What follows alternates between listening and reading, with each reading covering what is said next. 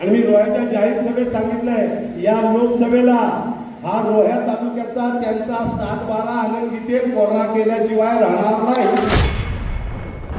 कशासाठी दखल घ्यायची आणि का नाव घ्यायचं अजिबात आवश्यकता नाहीये.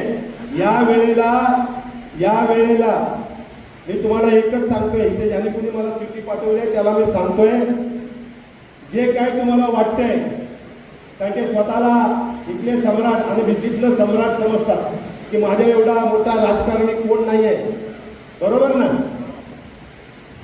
मी मागे रोह्याला सांगितलंय, तो रोहा तालुका त्यांचा आहे. सभेत सांगितलंय, या लोकसभेला हा रोह्या तालुक्याचा त्यांचा 7-12 आनंद गीते कोरा केल्याशिवाय राहणार नाही.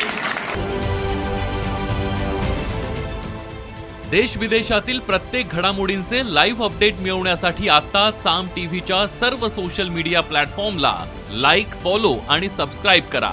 तसंच सर्व नोटिफिकेशनसाठी बेल आयकॉन प्रेस करायला विसरू नका.